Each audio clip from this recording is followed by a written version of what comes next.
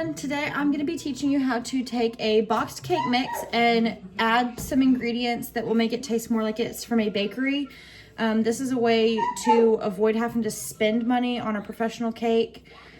I do this when I am doing birthday parties for my kids, but we start with taking the mix. I did strawberry this time because it's my daughter's favorite.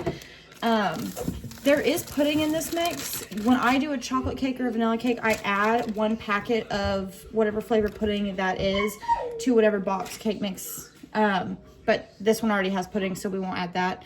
You then will add, on the box, it says 1 cup of water. I substitute 1 cup of milk instead of the water. It just adds a little bit of richness, and it will help the texture a little bit of the cake. It says vegetable oil. I just take a stick of butter and we do a melted stick of butter instead of the oil. That also will add some richness to the flavor. And it will add some moistness to the cake, and it'll help it hold that moisture in.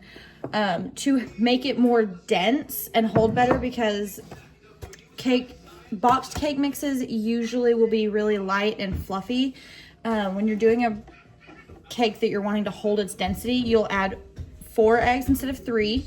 So I just add the 1 extra egg, and that will help it hold its shape.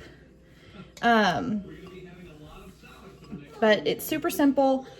You don't have to do this. I personally prefer, I do a cap of vanilla extract. I'll just toss that in there.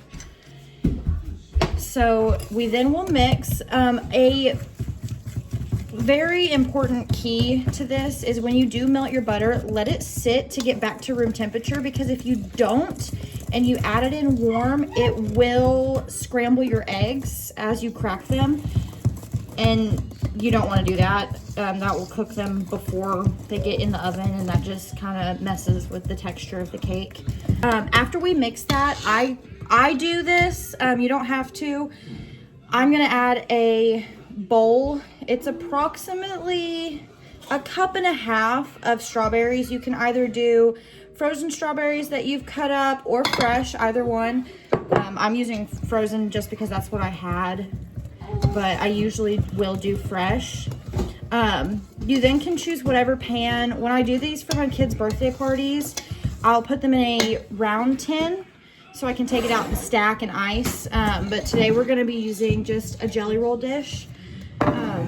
That's what I do when I have family coming in and we're just gonna do one for dinner.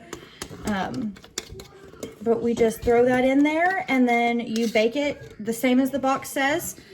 Just watch it, and as soon as it's done, you can take it out and let it cool, and I add whipped cream icing to the top of this. Thank you so much for watching, and I hope this helps. I definitely recommend using this recipe. It saves so much time. It can save you some money. Yeah, thank you for watching.